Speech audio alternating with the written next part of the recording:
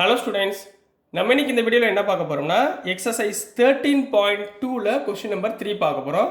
So question கொஞ்சம் லென்த்தியாக இருக்கிறதுனால உங்கள் நோட்டில் எழுதியிருக்கேன். ஸோ என்ன கொடுத்துருக்காங்கன்னா, a box of oranges is inspected by examining 3 randomly selected oranges drawn without replacement.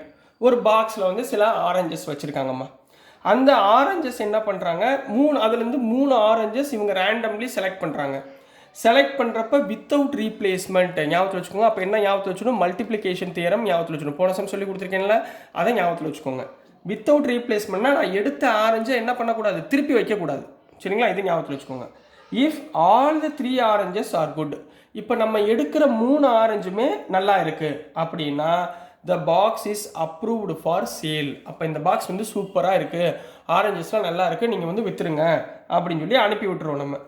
Otherwise இல்லைன்னா இட் இஸ் ரிஜெக்டட். அப்படின்னா என்ன அர்த்தமா, எனி 1 ஆரஞ்சாவது உங்களுக்கு டிஃபால்ட்டாக இருந்துச்சுன்னா, அதாவது டிஃபெக்டடாக இருந்துச்சுன்னா, கெட்டு போய் இருந்துச்சுன்னா அந்த பாக்ஸ் வந்து ரிஜெக்டட். ரைட்டுங்களா? இப்போ find the probability that the box containing 15 oranges. இப்போ அவங்க சொல்லிட்டாங்கம்மா, அந்த பாக்ஸ்க்குள்ளே எத்தனை ஆரஞ்சஸ் இருக்குன்றாங்க, 15 ஆரஞ்சஸ் இருக்காங்க. இதுலேருந்து நம்ம 3 எடுக்க போகிறோம். ரைட்டுங்களா? அது 3மே என்னவாக இருக்கணும், குட்டாக இருக்கணும். Out of which 12 are good and 3 are bad ones. இப்போ இதுலேயே அவங்க ட்விஸ்ட் கொடுத்துட்டாங்க. என்ன கொடுத்துட்டாங்கன்னா, இந்த 15 ஆரஞ்சஸில் 12 ஆரஞ்சஸ் நல்லா இருக்குது, 3 ஆரஞ்சஸ் கெட்டு போய் இருக்குன்னு வச்சுக்கோங்க. Will be approved for sales. Will be approved for sales. அப்போ என்ன கண்டிஷன் கொடுக்குறாங்க, 12 ஆரஞ்சு நல்ல ஆரஞ்சு, 3 ஆரஞ்சு கொஞ்சம் கெட்டுப்போன ஆரஞ்சா பேட் ஆரஞ்சஸாக இருந்துச்சுன்னா வில் பி அப்ரூவ்டு ஃபார் சேலா. அதுக்குரிய ப்ராபிலிட்டி என்ன அப்படின்றத கண்டுபிடிச்சி சொல்லியிருக்காங்க. ரைட்டுங்களா? இப்போ அவங்க என்ன கொடுத்துருக்காங்க, 3 ஈவெண்ட்டு கொடுத்துருக்காங்கம்மா. சரிங்களா? என்னென்ன கொடுத்துருக்காங்க, லெட் இந்த 3 ஈவெண்ட்ஸ். சரிங்களா? 3 ஈவெண்ட்ஸ் ஆர் என்ன எழுதிக்கலாம், E1 E2 E3ன்னு எழுதிக்கோங்க. 3 ஈவெண்ட் எழுதிக்கோங்க. சரிங்களா? இப்போ கிவன் டோட்டல் ஆரஞ்சஸ், புரியுதுங்களாமா, total oranges in the box. மொத்தம் எத்தனை ஆரஞ்சுமா இருந்துச்சு, 15 ஆரஞ்சஸ் இருந்துச்சு. ரைட்டுங்களா? இப்போ E1ன்றது என்னன்னா குட் ஆரஞ்சஸ். E1னா என்ன, குட் ஆரஞ்சஸ் அப்படின்னு வச்சுக்கோங்க. E1னா குட் ஆரஞ்சஸ். எத்தனை குட் ஆரஞ்சஸ் இருக்கணும், 12. அப்போ ப்ராபபிலிட்டி ஆஃப் E1 என்னம்மா, ஃபர்ஸ்ட் ஈவெண்ட் குட் ஆரஞ்சஸ் கூடிய ப்ராபபிலிட்டி என்ன, ஃபேவரபிள் அவுட்கம் எவ்வளவு, 12/15 முடிஞ்சு. ரைட்டுங்களா? இது அப்படியே இருக்கட்டும். இப்போ என்ன சொல்லியிருக்காங்க அவங்க, வித்தவுட் ரீப்ளேஸ்மெண்ட். வித்தவுட் ரீப்ளேஸ்மெண்ட்னா என்ன கண்ண அர்த்தம், இப்போ நான் ஒரு ஆரஞ்சு எடுக்கிறேன்னா அந்த ஆரஞ்சு நல்ல ஆரஞ்சாக வந்துருச்சு, அதுக்கு என்ன பண்ணிடணும், தனியாக வச்சிடணும். Without replacement.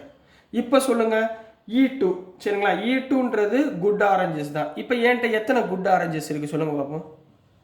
12ல் இருந்து 1 போயிடுச்சு. அப்போ 1 போயிடுச்சுன்னா குட் ஆரஞ்சஸ் எத்தனை இருக்குது, 11 இருக்கும். சரிங்களா? 12ல் இருந்து 1 போச்சுன்னா 11 ஆரஞ்சஸ். அப்புறம் டோட்டல் ஆரஞ்சஸ் எத்தனை இருக்கும், டோட்டல் ஆரஞ்சஸ் அதுவும் வித்தவுட் ரீப்ளேஸ்மெண்ட் தானே. அப்போ 15 ஆரஞ்சுலேருந்து 1 ஆரஞ்சு போயிடுச்சு, மிச்சம் எத்தனை இருக்கும், 14. அப்போ இது ரெண்டையும் கம்பேர் பண்ணி ப்ராபபிலிட்டி ஆஃப் E2 என்ன வரும், இப்படி எழுதக்கூடாது, ஏன்னா வித்தவுட் ரீப்ளேஸ்மெண்ட் தானே, கம்பைன் பண்ணே வரும். Probability of E2 divided by E1, multiplication theorem use பண்ணணும். ப்ராபபிலிட்டி ஆஃப் E2ன்றது good oranges divided by E1 என்ன வந்துடும், எத்தனை இருக்குது, வித்தவுட் ரீப்ளேஸ்மெண்ட்டில் 11/14. இப்போ அடுத்து 3வது வித்தவுட் ரீப்ளேஸ்மெண்ட். அடுத்து அதே எழுதுங்க, வித்தவுட் ரீப்ளேஸ்மெண்ட். இது எழுதுனாதான்ப்பா மார்க் கிடைக்கும். கரெக்டாக சொல்கிறத அப்படியே எழுதுங்க. E3. E3னா என்னம்மா, அதுவும் குட் ஆரஞ்சஸ் தான். ஏன்னா 3 குட் ஆரஞ்சஸ் இருந்தால் தான் அப்ரூவ் ஆகும். நம்மளுக்கு அப்ரூவ் பண்ண என்ன வழின்னு தான் கேட்டிருக்காங்க. அப்போ E3ன்றது குட் ஆரஞ்சஸ். இப்போ நம்ம கையில் எத்தனை குட் ஆரஞ்சு இருக்குது, 12லேருந்து 2 ஆரஞ்சு போச்சு, அப்போ 10 இருக்குது. இப்போ டோட்டல் ஆரஞ்சஸ் எத்தனை இருக்குது, டோட்டல் ஆரஞ்சஸ் 14லேருந்து 1 போச்சுன்னா 13. அப்போ இதை எப்படி எழுதுவீங்க, probability of E3 divided by E1 E2. சரிங்களா? which is equal to 10/13. முடிஞ்சுங்களா? இப்போ 3ஐயுமே நான் கண்டுபிடிச்சிட்டேங்களா, புரியுதா? இப்போ கடைசியாக என்ன பண்ணுவோம், probability of first good orange, அடுத்து intersection second good orange, intersection third good orange.